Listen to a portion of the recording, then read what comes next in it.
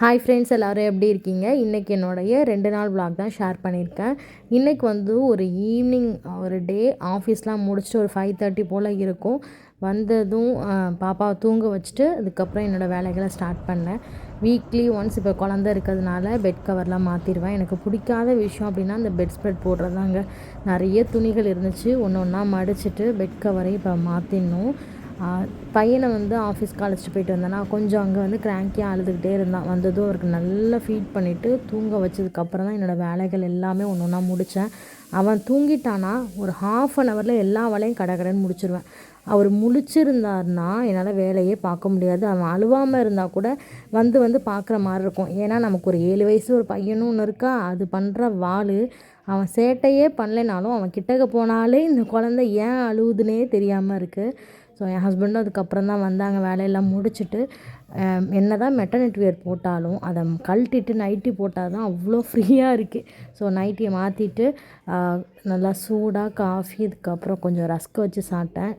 Pressed milk increase ஆகிறதுக்கு இந்த பன்னு ரஸ்கெல்லாம் எடுத்துக்கிட்டோம் அப்படின்னா ரொம்ப நல்லது. கொஞ்சம் பூ வாங்கிட்டு வந்தாங்க வரும்போது, பூவும் கட்டினேன். எனக்கு அந்த பூ கட்டி தலையில் வைக்கிறது ரொம்ப பிடிக்கும். நிறைய விலாகில் நான் வந்து ஷேர் பண்ணியிருக்கேன். ஸோ என்னோடய பெரிய பையன் எந்தளவுக்கு சேட்டை பண்ணாலும் அதே மாதிரி தம்பிக்கு வந்து நிறைய ஹெல்ப்பிங்கும் பண்ணுவான். ஸோ அவர் முழிச்சிட்டாரு. அதனால் வந்து அவர் ஹாலில் போடலாம்ப்பா, பாய் தலைவான்லாம் எடுத்துகிட்டு வானா கரெக்டாக எடுத்து வந்து வச்சுருவான். இப்போ வந்து 3rd மந்த் வந்து கம்ப்ளீட் ஆக போகுது. சார் வந்து குப்பந்துக்கிறாரு. அதனால் 2 பக்கமும் 2 தலைவாணியை வச்சு சேஃப்டி பண்ணால் தான் இருப்பான். கொஞ்சம் அந்த பெட்டில் படுத்திருப்பார். மற்ற நேரத்தில் வந்து பார்த்திங்கன்னா வெறும் பாயில் தான் போடுவோம். குழந்தைங்கள வந்து வெறும் பாயில் போட்டிங்க அப்படின்னா சீக்கிரம் வந்து குழந்தைங்க வந்து குப்பாந்துப்பாங்க. இந்த குழந்த பிறந்ததுக்கப்புறம் என்னோடய ரொட்டீன் டோட்டலாக சேஞ்ச் ஆகிடுச்சுங்க. ஸோ ஃபஸ்ட்டு பையன் பிறக்கும்போது ஒரு ரொட்டீன் இருந்துச்சு. அதுக்கப்புறம் வேலைகள், ஆஃபீஸு, அதுக்கப்புறம் சொந்தமாக பிஸ்னஸ் அப்படின்னு சொல்லி ஒரு ரொட்டீன் ஸ்டார்ட் ஆனுச்சு. அதுக்கப்புறம் ப்ரெக்னென்சியில் ஒரு ரொட்டீன் மாறினுச்சு. இப்போ குழந்த பிறந்தோன்னே ஒரு ரொட்டீன் மாறிடுச்சு. 5 விரலும் என்ன ஒரே மாதிரியா இருக்கா அப்படின்னு கேட்பாங்க இல்லையா, அதே மாதிரி தாங்க. என்னோடய ஃபஸ்ட்டு பையன் நைட்லாம் அழவே மாட்டான். சமத்தான் தூங்கிடுவான். ஒரு 2 டைம்ஸ் எழுந்திருப்பான். ஃபீட் பண்ணோன்னா அந்த கண்ணை கூட முழிக்க மாட்டான். அப்படியே தூங்கிக்கிட்டே பால் குடிச்சிட்டு அப்படியே தூங்கிடுவான். சமத்தாக இருந்தான். நைட்லாம் எனக்கு இந்த ஸ்லீப்லெஸ் நைட்ஸ் அப்படிங்கிற கிடையவே கிடையாது. ஆனால் இவர் பயங்கரமாக பண்ணுறாரு. இந்த விலாகில் என்னோடய நைட் ரொட்டீன் பார்க்க தானே போகிறீங்க. ஸோ இன்றைக்கி நைட்டுக்கு பிரேக்ஃபாஸ்ட் வந்து பார்த்திங்கன்னா ரவை உப்புமா, தேங்காய் சட்னி, சிம்பிளாக முடிச்சாச்சு. கொஞ்சம் வேலைகள்லாம் அதிகமாக இருந்ததுனால இன்றைக்கி உப்புமா தான் பண்ணேன். எனக்கு இந்த நைட்டு வந்து பார்த்திங்கன்னா இட்லி, தோசை ரிப்பீட் ஆகிறத விட இந்த மாதிரி பொங்கல், கிச்சடி, உப்புமா அதெல்லாம் செஞ்சு சாப்பிடும்போது எனக்கு ஒரு நல்லா சூடாக சாப்பிட ரொம்ப பிடிக்கும். ஒரு சாண்ட்விச் பன் இருந்துச்சா, திடீர்னு பன் பட்டர் ஜாம் சாப்பிட்ணும் போல் ஆயிடுச்சு. இதுக்கான ரீசன் என்ன அப்படின்னா, ஹாட்ஸ்டாரில் பன் பட்டர் ஜாம் படம் வந்து என் ஹஸ்பண்ட் வச்சாங்க. இது பார்த்ததும் எனக்கு அது சாப்பிடணும் போல் இருந்துச்சா, வீட்டில் தான் எல்லாமே இருக்கே வாங்க நான் எல்லாேருக்கும் பண்ணி தரேன்ட்டு நல்லா மெல்ட்டான பட்டர் வச்சு நிறைய ஜாம் வச்சு சூப்பராக சாப்பிட்டோம். இது வந்து வெளியில் இந்த பேக்கரியிலலாம் வந்து பார்த்திங்கன்னா நல்ல சூப்பராக இருக்கும். 1, 2 கடையில் நல்லாயிருக்கும். இன்னொரு கடையில் நான் சொல்லிகிட்டே வந்துடுவேன், இன்னும் கொஞ்சம் கஞ்சத்தனம் பிடிக்காமல் நிறைய பட்டர் வைங்க அப்போ தான் நல்லாயிருக்கும் சாப்பிடேன்னு சொல்லிட்டு வந்துடுவேன். ஸோ எத்தனை பேருக்கு பன் பட்டர் ஜாம் பிடிக்கும் அப்படின்னு சொல்லுங்கள்.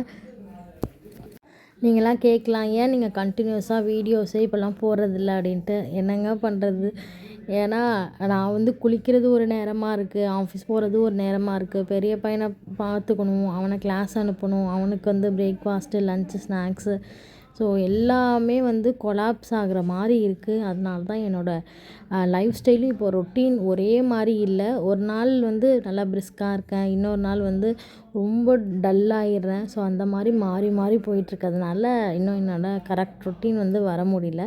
ஸோ மேபி பாப்பாவுக்கு வந்து ஒரு 6 மந்த்து மேலே ஆயிடுச்சுன்னா ஓரளவுக்கு ரொட்டீன் செட் ஆகிடும் அப்படின்னு நினைக்கிறேன்.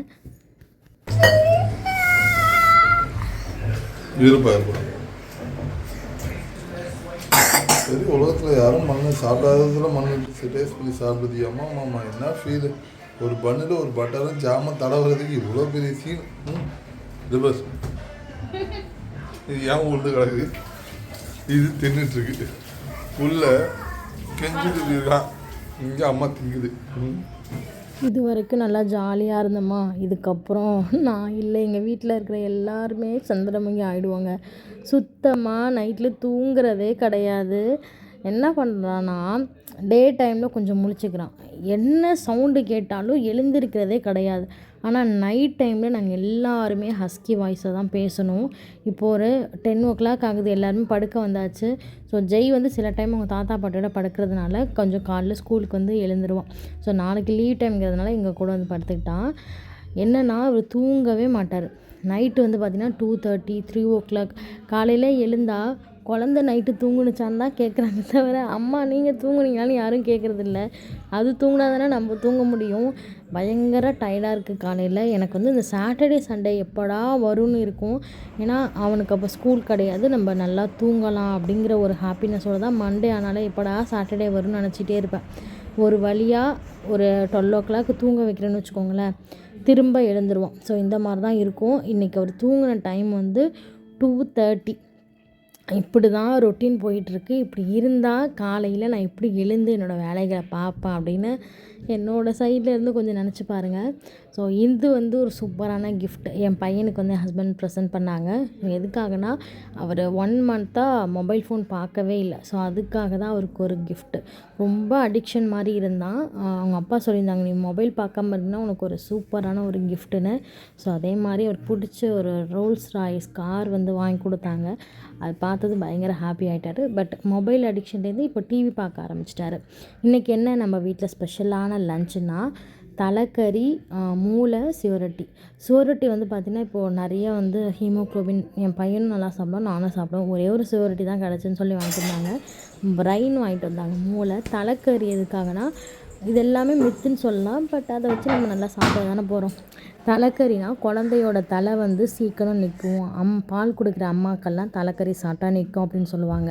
இதெல்லாம் பார்க்கும்போது எனக்கு ஃபஸ்ட்டு ப்ரெக்னென்சி ஞாபகம் வந்துடுச்சு.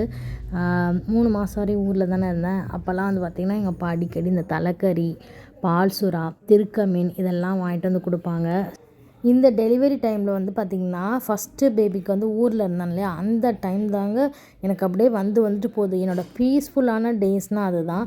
பட் இங்கே வந்து ரொம்ப ஸ்ட்ரெஸ்ஸாக தான் போயிட்டுருக்கேன். நைட்டு தூங்காது, இவனை ஸ்கூலுக்கு அனுப்பணுமா, அதுக்கப்புறம் வந்து ஃபேமிலி இஷ்யூ இதெல்லாம் இருக்கிறதுனால நிறைய டைமு எனக்கும் என் ஹஸ்பண்டுக்கும் வந்து சண்டை தான் அதிகமாகுது. பட் சண்டை வந்தாலும் சீக்கிரம் வந்து சமாதானம் ஆகிடும். அதனால வந்து என்னடா அடிக்கடி சண்டை போடுற மாதிரி ஒரு பேர்டு வைப்ரேஷனாகவும் இருக்குது.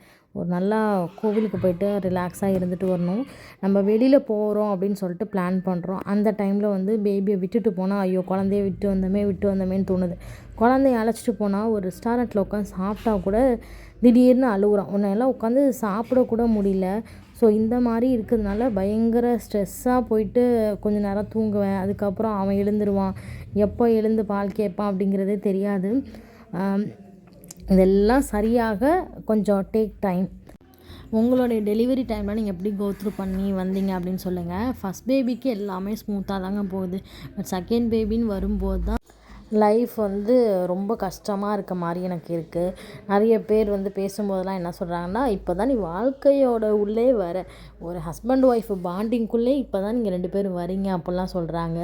ஏன்னா இத்தனை நாள் வந்து நல்லா ஸ்மூத்தாகவே போயிட்டு இருந்துச்சு, பெரிய இஷ்யூ இதெல்லாம் இல்லையா. பட் இப்போ வந்து குழந்தை தூங்காதனால வந்து பார்த்திங்கன்னா நீங்கள் மட்டும் தூங்குறீங்க அப்படிங்கிற கேள்வி வருது. அவங்க சொல்கிறாங்க, சில டைமில் நான் தான் முழிச்சு பார்த்துக்கிறேன்ல அப்படின்னு கேட்குறாங்க. இதனாலே நிறைய தேவையில்லாத ஆர்குமெண்ட்ஸுமே வருது. சில டைம் வந்து குழந்தையெல்லாம் பார்த்துப்பாங்க நைட் டைமில். ரொம்ப டயர்டாகிட்டா நைட்டு தூங்கும்போது நமக்கு அதை பார்க்குறப்ப இரிட்டேட்டாக இருக்கும். என்ன பண்ணுறது, ஐயோ கடவுளே என்ன பண்ணுறது, இதெல்லாம் கடந்து போகணும் அப்படின்னு எனக்குள்ளேயே நான் மனசை தேற்றிக்கிட்டு போயிட்டுருக்கேன். பார்த்திங்களா, இந்த வீடியோவில் கூட நான் புலம்புற நிலைமைக்கு வந்துட்டேன். ஸோ காலையில் பிரேக்ஃபாஸ்ட்லாம் முடிச்சுட்டு மதியானம் இந்த சாப்பாடு எப்படா சாப்பிடுவேன்னு எனக்கு இருந்துச்சு. ஆசையாக நான் செஞ்ச தலைக்கறி குழம்பு, நல்லா தேங்காய்லாம் அரைச்சி போட்டேன், சுவரொட்டி ஃப்ரை, அதுக்கப்புறம் மூளை ஃப்ரை பண்ணியிருந்தேன். இதெல்லாம் எனக்கு வீடியோ இதுக்கப்புறம் எடுக்கணுன்னே மறந்துட்டேங்க.